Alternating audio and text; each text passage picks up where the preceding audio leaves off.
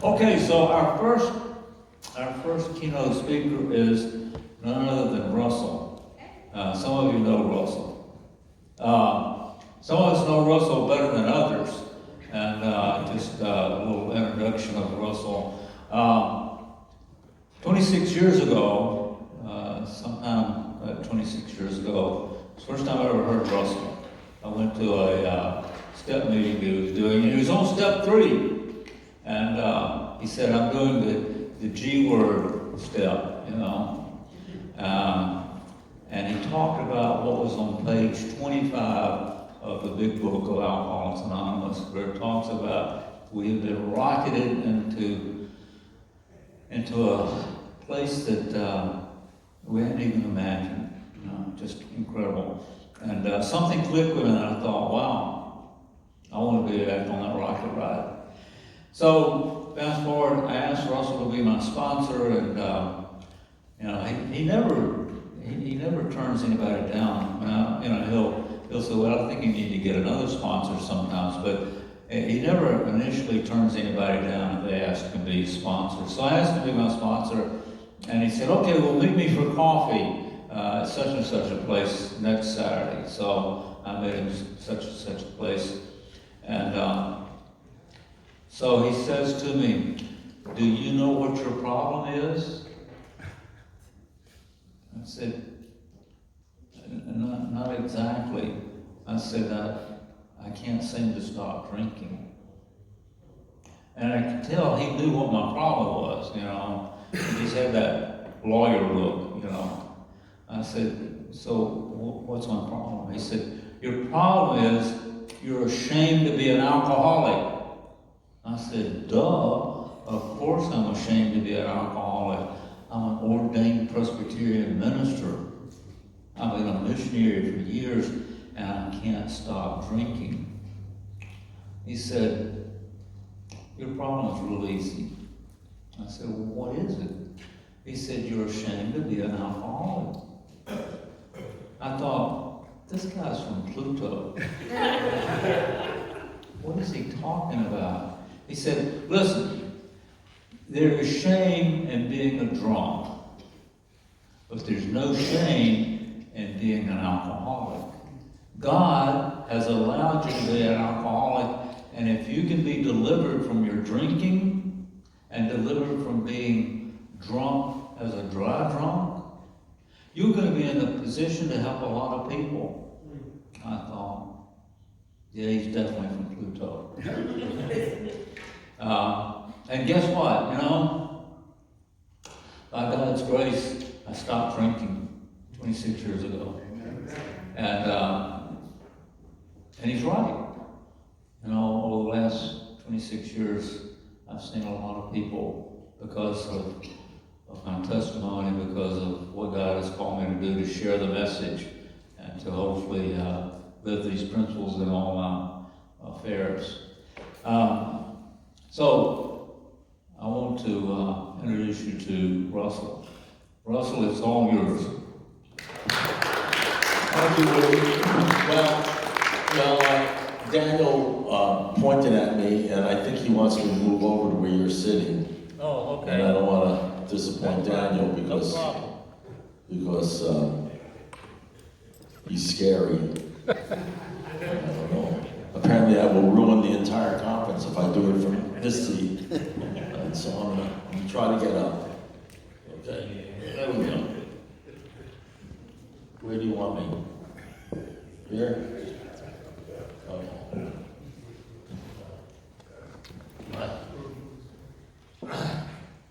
Hi, my name's Russell. I'm an alcoholic. I love Jesus. Is there a cross behind me, a big cross? Yes. I really love Jesus. You know, I always feel when there's a big cross behind me, I should be talking about Jesus. But I gotta be honest with you, I talk about Jesus even if there's not a cross behind me. Well, there's always a cross behind me, So I'm driving up here, lest any of you think that I actually plan whatever I'm gonna say. I don't. Remember when Moses was going to the God who appeared to him in a flaming bush, and he said, what did Moses say? He says, when he said, when God told him to go down to Egypt, there was like an arrest warrant, a murder warrant out for him. He go down to Egypt and tell Pharaoh to let my people go. And Moses said, you talking to me? I mean, he must be, I can't, I stutter. And he said, yeah, he said, well, who should I tell him, send me? Who should I say send me? He says, tell him, I am sent you. And then Moses said, well, thanks for clearing that up. That'll work, I'm sure, you know. But Moses was concerned about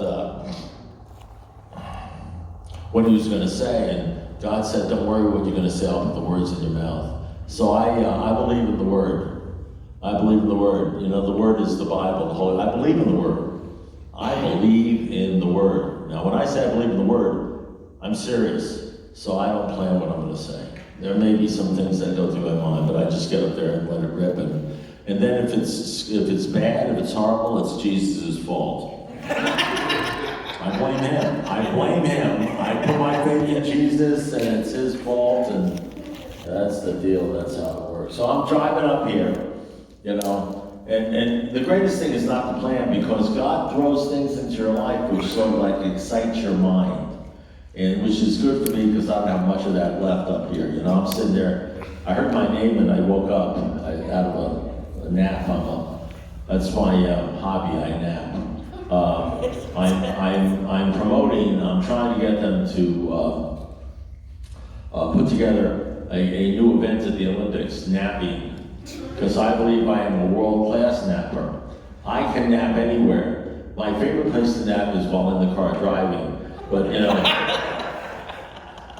that upsets my wife, you know. She gets upset about a lot of things, you know.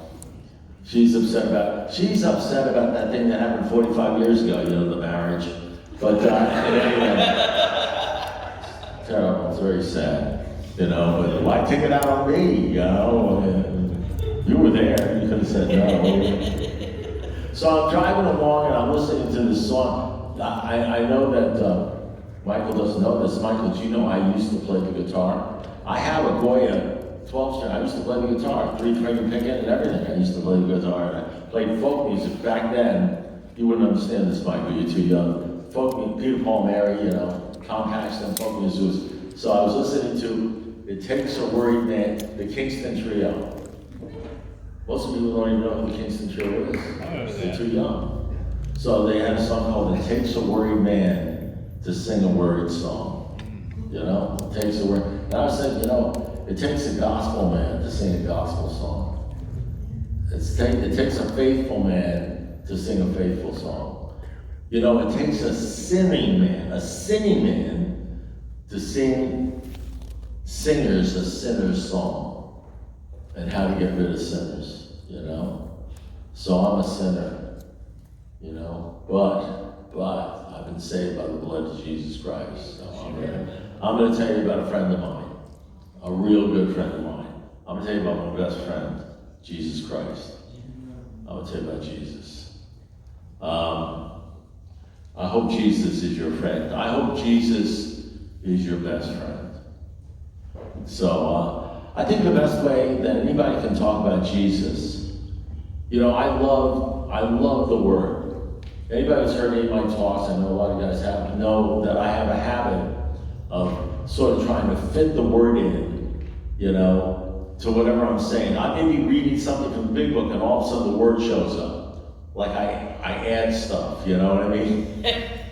I just add stuff, you know, I just throw in a word. You know, the great thing about knowing the gospel and knowing the Word is that you can sort of mesh them. As a matter of fact, you can't hardly separate them.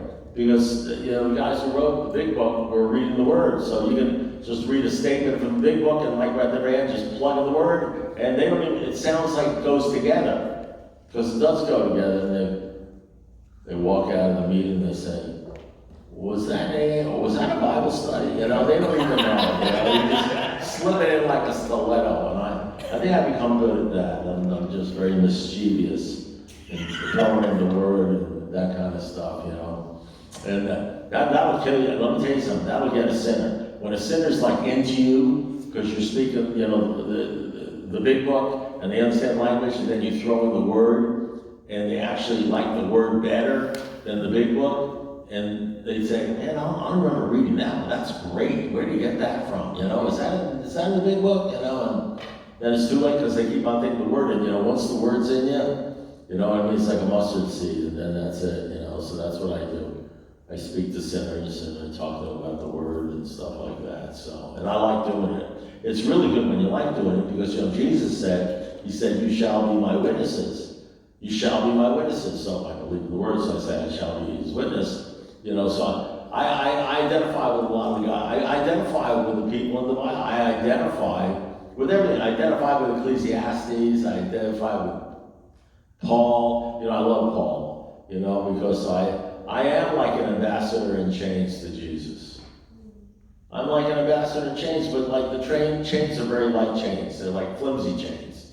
I mean, they're very strong. You can't get out of them chains, but they're not heavy. You know, they don't weigh you down, you know? And I do feel like you know, a cup that's being poured out. And I feel like a cup that's being poured out. I was up in Canada doing this talk for them, and it was 50 degrees below zero. And I felt like it was a cup being poured out, but it wouldn't pour because it was frozen. You know what I mean? It's a frozen cup, you know, it's a difficult thing. So in any event, but I think, as much as I like to quote the word and everything like that, and talk about the word, because Jesus said my word will not come back void. So you see, if I talk about myself, that'll probably come back void. But if I talk about the word, that won't come back void. But I think an important thing for me to do always, to bring me back to reality, the real thing, is talk about my personal testimony. You know, if I don't talk about if I don't inject my personal testimony into the word, I'm just preaching at you. And listen, I love good preaching. You know, we have one of the best preachers you'll ever want to hear in this church, Old Cutler Presbyterian Church. You know, Mike Campbell. But you want to hear some good preaching, you want to go and listen to Mike Campbell. But in any event, I might have been be able to be a preacher, but you know, I couldn't because I like sometimes say the F-bomb and stuff like that, which is mostly frowned upon in my denomination.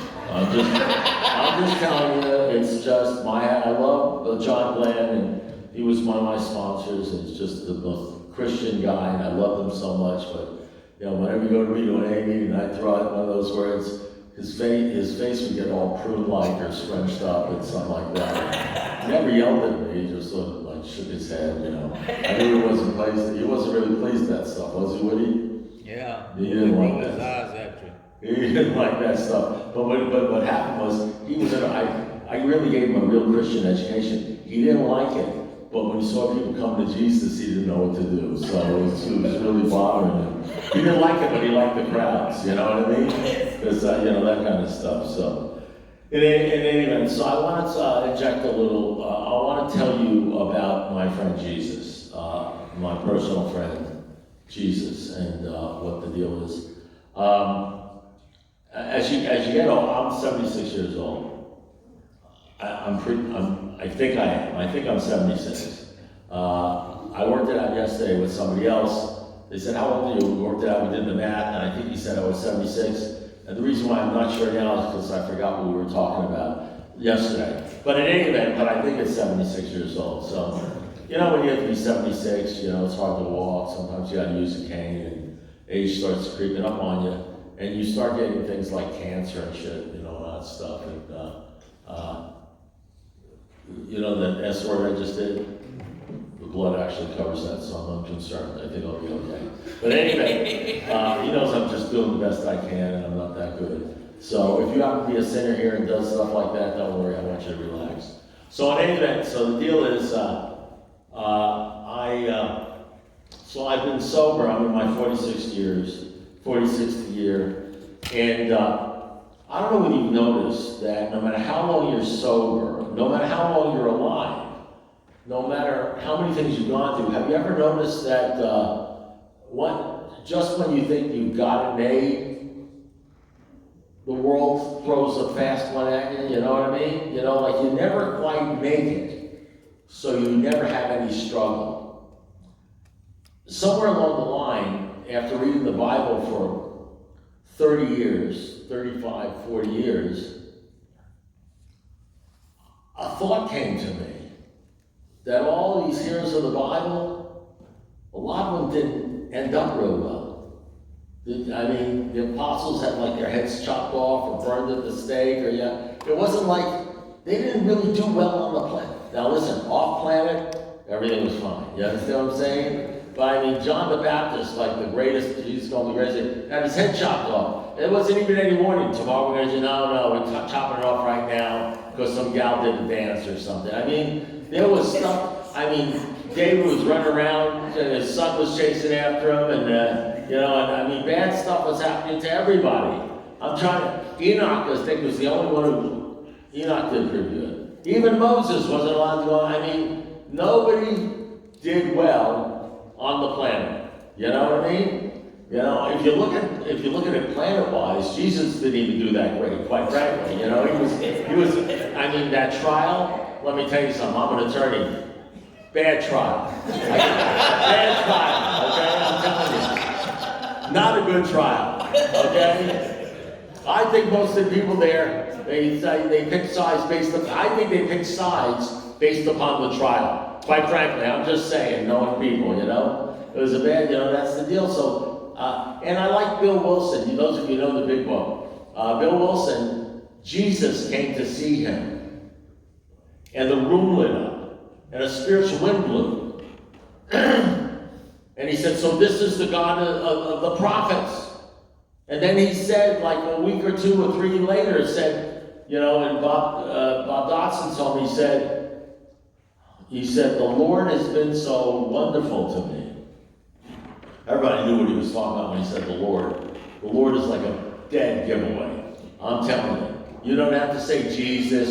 Just go to any and say the Lord instead of higher power. They know you're not talking about Buddha. Nobody calls Buddha the Lord. You know what I mean? It's not just telling you. They know. So the Lord. So Bill Wilson said, the Lord has been so wonderful to me, curing me of this terrible disease that I got to keep talking about it and telling other people about the Lord. And what the Lord has done, it's in the book, it's called the Spirit, the Golden Text. So from the beginning, it was all about Jesus. Bill Wilson knew it was all about Jesus. And then Bill Wilson, Jesus left. I'm not saying Jesus left. I think like in the song we sang, he said Bill was prone to wander and leave the God he loved. And that's when he said, but soon worldly clamors, mostly within himself, blocked out his presence. And I think that's what happened to me. From on my knees asking the Lord to come into my life, and being lifted from alcoholism, the drinking part, to worrying about how much money I'm making, and whether I can get that new car. I think all that stuff came back to me, the idolatries and all that stuff. And I think, based on what I've seen in AA, and I think that happens to everybody. Now, I don't know everybody. I don't know everybody. So there's probably somebody who came to the Lord and never looked back. Never did that thing that, what was Sodom's wife's name? Was not Sodom. What's that guy? Lot's wife. What was her name? Nobody remembers it. The salt goddess. You know what I mean? She looked back. You ever look back? I look back. You ever look back? You ever look around? As soon as you start looking, as soon as you take your eyes off of Jesus. Peter took his eyes off of Jesus. Everybody takes their eyes off of Jesus. You know something? If some guy walked in here and said, Russell, I want you to know, I came to Jesus when I was 6 years old. I've never taken my eyes off of Jesus. I can tell you this, if I shook his hands, I'd count my fingers. You know what I mean? I would not trust this man with my wallet at all. Because he ain't human, you know what I mean? And there was only one perfect person, and we know who that was. They hung him from a tree because he scared him, and it's Jesus Christ. So the bottom line is that happened to me. You love Jesus, you thank him, and then soon worldly clamors take over, and then even when you're not drinking, the worldly clamors, they just beat the crap out of you. The repeated humiliations, final crushing of our self-sufficiencies. Just all of a sudden, it's so hard to see Jesus when you're when you need money and you're broke. It's so hard to see Jesus, you know, when you're sick. Yeah, I mean, it's hard to see him. I don't know, you're just focusing on a lot of other things. It's hard to see Jesus, you know, if you're a young guy and you see some gal and she's attractive. It's hard to see Jesus. It was hard for Jesus to see. It was hard for David. Remember King David? It was in all the papers. You guys must have read about it. He was there and he saw Bathsheba, and all of a sudden, God, what did he say? A man, what do they call it? A man after God's own heart, until he saw Bathsheba. Then he was after a different part of her. But anyway, the bottom line is, I'm just saying, listen, we're all friends, right? I'm just saying, is the cross still there? It hasn't shriveled up or anything, hasn't fallen down on me. I think the Lord is happy with this. I hope you're taping this. You know, I think the Lord is happy. I think he's got a sense of humor. I think Jesus has a sense of humor. I mean, he hung out with us, didn't he?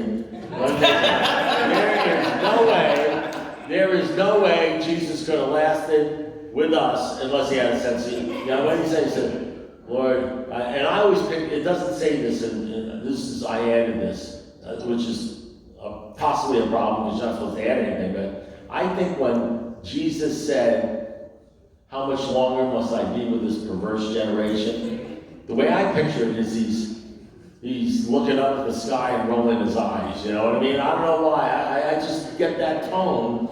Oh man, you know, like a vault. How much longer?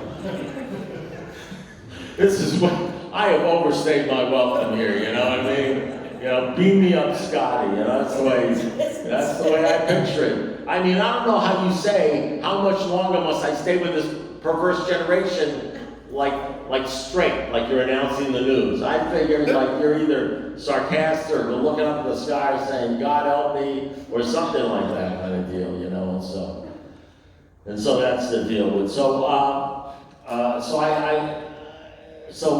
I'm sitting there and you know, if you ask me, I think if you ask me first, I would say I believe in God, I believe in God, I believe in God, and then the next 10 years I believe in Jesus, I believe in Jesus. But the truth is, even though God's supposed to be the central fact, and what I'm supposed to be doing is being his witness. And the other thing I'm supposed to be doing is making disciples. Because as Pastor Carrie Miller used to say, what difference does it make, Russell, if you ain't making the difference? So, you know, you can be the greatest preacher in the world, if you don't have people coming after you preaching the same stuff, you know, it's like you haven't made any difference, you know? So, I want to get both those things going, and the big book talks about that too. So, in any event, this is actually all leading to something. I just forgot what it was leading to. But in any event, we're going to work this thing out. You don't hear it. You know, maybe I could be a preacher. I mean, you don't hear a lot of laughter in church, do you? You know what I mean?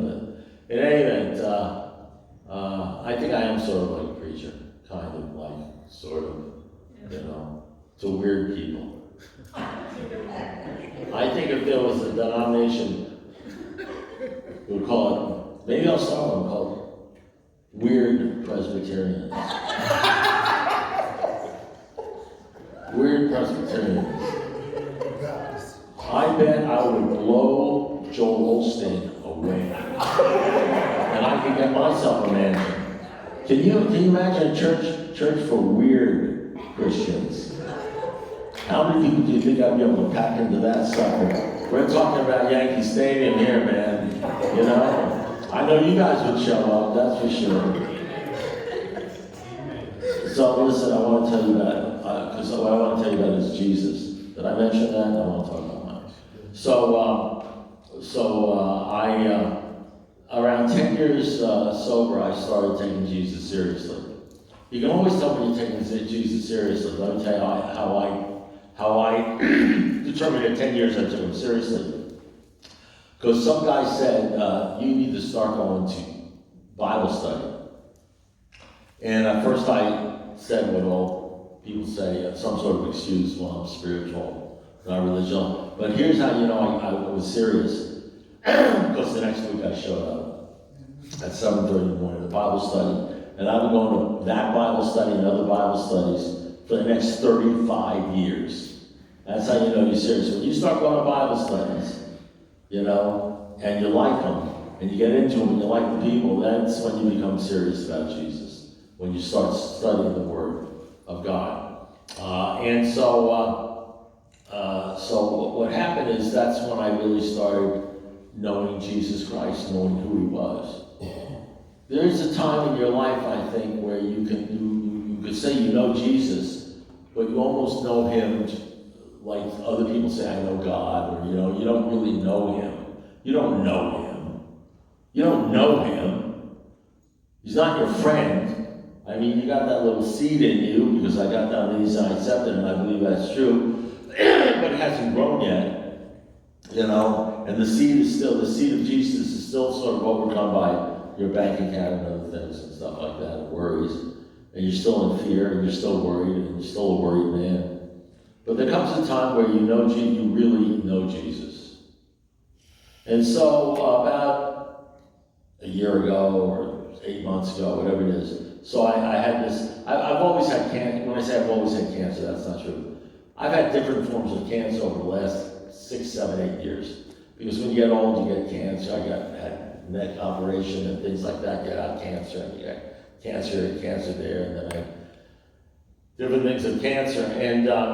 And the bottom line is, so about 6, 7 months ago, they told me I had that, whatever the cancers I had, it got to the point where it was serious cancer. You know, well, serious enough that I had to actually do something about it. And so and they couldn't operate on me because I'm old and fat. And that's just a fact, you know what I mean? And I've been praying to Jesus to take away the fat. And Jesus was not listening. Just wasn't listening.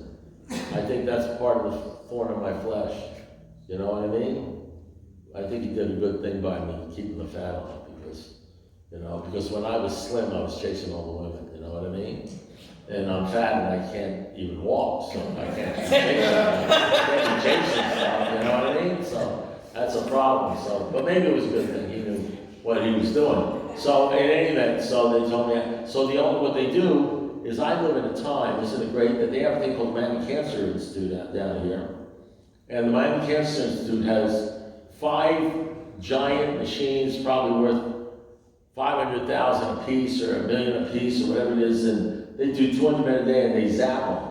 But I mean, they don't like zap you once. You got to go for like a month, every day, and get zapped with radiation and everything. But they don't even just zap you with radiation in this thing that I'll describe to you. But before you get zapped, you got to go through these different MRIs and PET scans and stuff like that.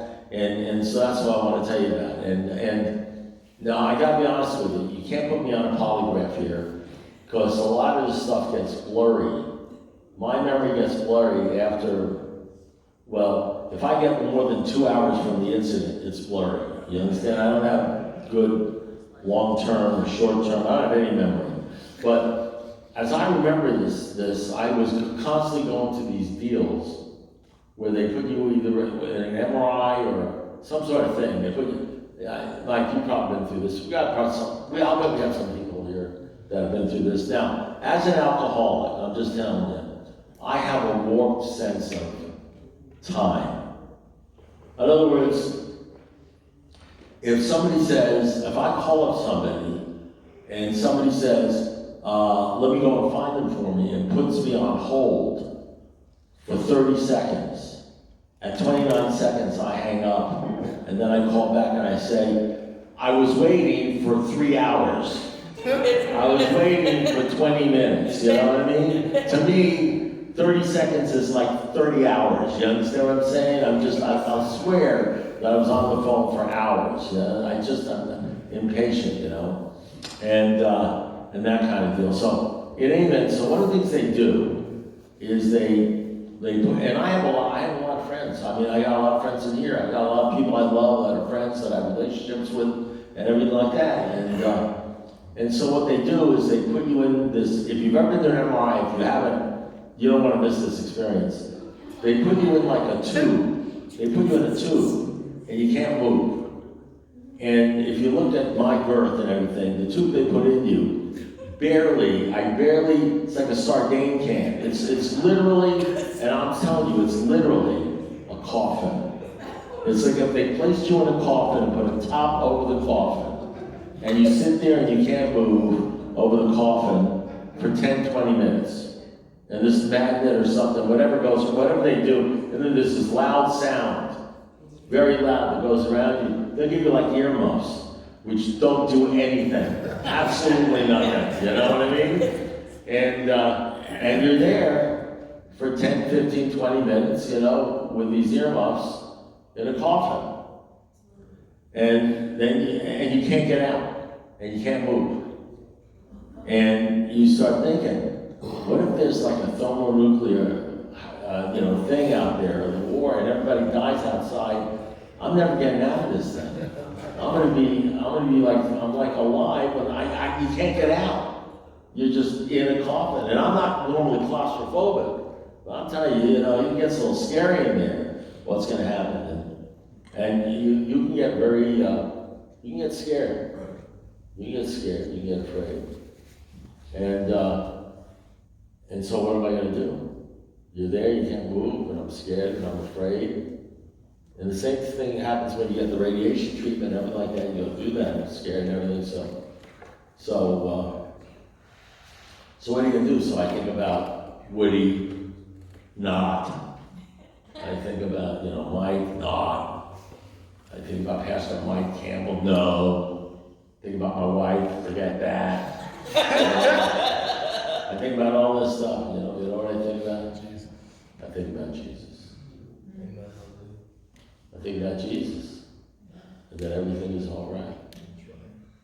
I think about my friend, Jesus. I think about Jesus Christ, my friend, who will never leave me, who I am convinced will always be there, no matter what happens to me. And I calm down and I'm perfectly okay. And then I'm thanking Jesus. I'm thanking Jesus that I'm alive. I'm thanking Jesus for my friends. I'm thanking Jesus that he allows me to live in a time where they got this little coffin thing they put around me and they can try to fix me and everything. I'm thanking Jesus that even if I die, I'll be with him. I'm thanking Jesus. And then I start thinking about the song, What a Friend I Have in Jesus. What a friend I have in Jesus. You know what I mean? So there's people that, like Jesus. There's people that say they believe in Jesus. But I'm one of those guys that I have a friend called Jesus. He's my best friend. By the way, that's scriptural. He says, I call you my friends. I'm one of the guys that if you went up to Jesus and you said, Russell Spatz, he'd say, you kidding me? He's one of my best friends. I'm always with him. Nothing can ever separate me from Russell. Man, I was with him the other day when he was doing that MRI thing, I hope that's the kind of Jesus you have. And if you don't have that Jesus, I want you to try to get that. I'm not telling you can have that Jesus. You can have the real Jesus. And you know what? I'm going to tell you something else. Even outside the coffin, even before the coffin, and even after the coffin, you will absolutely run into stuff in your life at 3 o'clock in the morning, at 5 o'clock in the morning, at different times of your life that are as bad or worse than the coffin. You'll run into money problems. You'll run into people problems. You'll run into health problems. You'll run into problems in this world, man. And you want to know something? I think about Jesus. I think about my friend Jesus. And something? They don't bother me that much. I'm not saying that they never bother me or anything like that, but something I can handle it. You know why? Because I'm not the only one handling it. It's me and Jesus Christ. So I love Jesus. I love the Lord. I'm crazy. I'm a Jesus freak. Because in the weird church, in the weird Presbyterian church, where the weird people go, we're all freaks. That's why we're there, because we're weird. You know what I mean? We all love Jesus, and we love Jesus because of our relationship with him. So that's why we have this Cross+Florida event. It's not only for addicts, alcoholics, for sinners, it's also for weird people. And if you're here, you must be weird. Yes, that includes you two at the end. You may not think you're weird, but I can tell you something, only weird people laugh at me. You know, other people, the non-weird Christians, they're writing stuff down. They're going to report me to somebody. I'm going to be reported. They're going to report me to the Pope or something. I don't know what they're going to do. I'm in trouble. You know, that's all I can say. So God bless you. Thank you very much.